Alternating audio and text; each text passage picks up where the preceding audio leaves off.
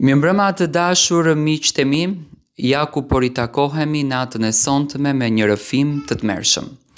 Ndonjëherë jeta na sprovon në gjëra që ne nuk duam as t'i dëgjojmë, as t'i besojmë.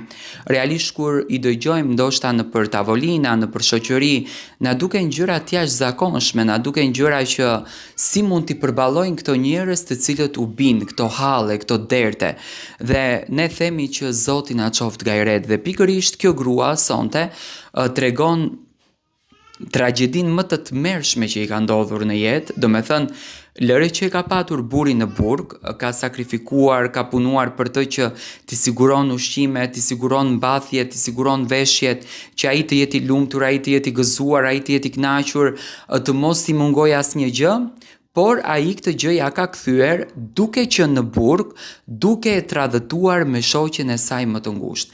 Dhe rrëfimi vjen për këtë ngjarje. Do të thënë jam shokuar kur e kam lexuar dhe thjesht jam duke bërë një pyetje, çfarë po ndodh me shqiptarët tonë të dashur? Nuk e kisha menduar kur thot se dashuria ime do të përfundonte pas hekurave.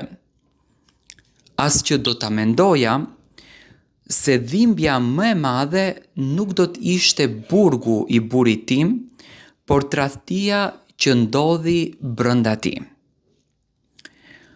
Kur buri im u dënua dhe hyri në burg, bota ime u shëmbe tëra. Një grua e re, me ëndra e me plane, pa pritur mbeta e vetme, me turpin e fjalëve të njerëzve dhe me barën e një martese që të tjerët realisht do ta kishin braktisur. Por unë zgjodha që të mos ta braktis, unë zgjodha që të qëndroj me atë pa marrë parasysh realitetit. I thosha vetes time, dikur ja kam dhënë fjalën, në të mirë e në të keq. I thoja vetes se burgu ishte një prof dhe jo fundi gjithçkaje.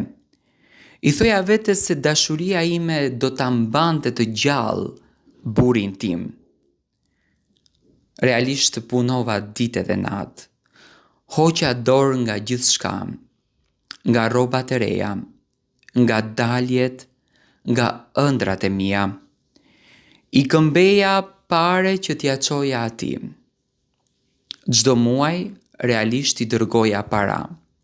Çdo javë i çoja pako. Çdo ditë i çoja durimin tim.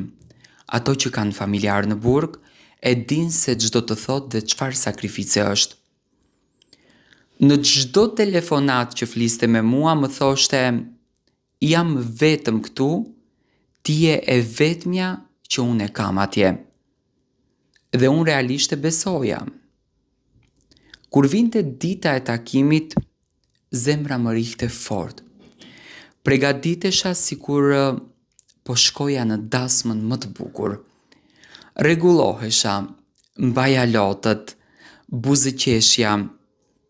Doja që ta shihja të fort, doja që t'i jepja shpresa bashkëshortit tim.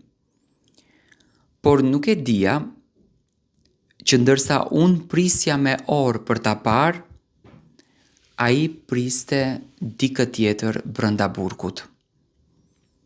Shoqen time më të ngushtë. Ajo ishte gjithmonë pranë meje. Ajo që mua më thoshte, je grua e fortë. Ai ka fat që ty të ka.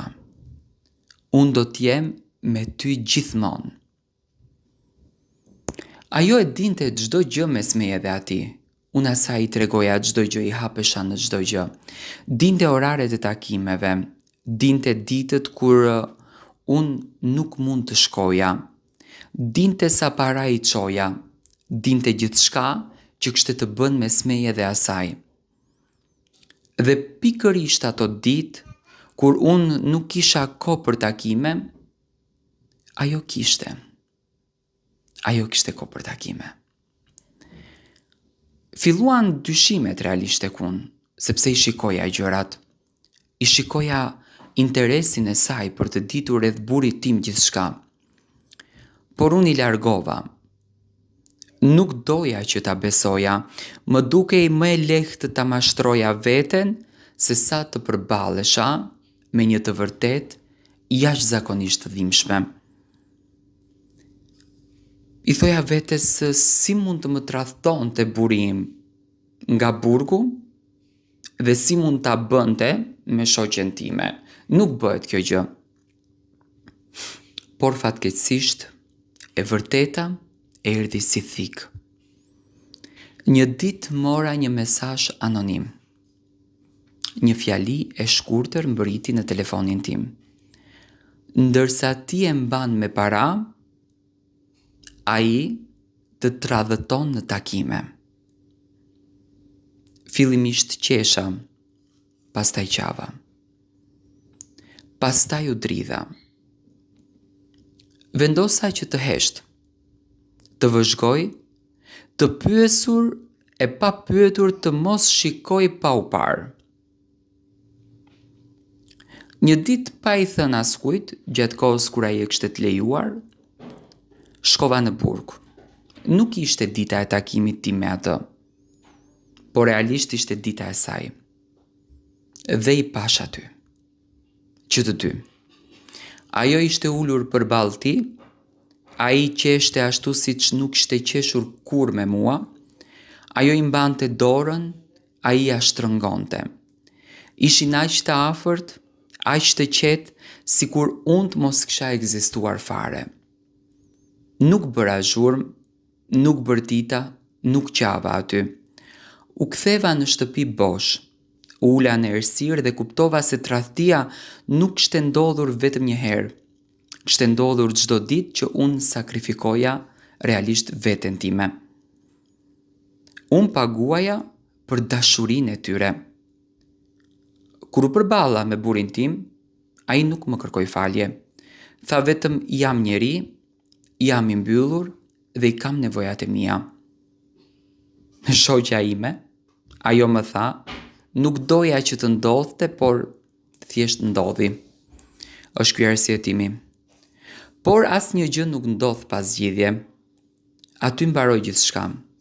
Jo martesa, jo miqësia, por besimi im tek njerëzit. Sot jam vetëm, por jam e lirë. Nuk dëgjoj më para nga lotët e mi, nuk dërgoj lek më, nuk pres më burra që nuk më presin, nuk quaj më shoqe dikë që më shikon në sy dhe më shkatëron nga pas. Nëse më pyesni se çfarë mësova unë nga kjo histori, mësova një gjë të dhimbshme. Ndonjëherë nuk të tradhton armiku, por ato për të cilët ti sakrifikon gjithçka. Kjo është historia e kësaj zonje.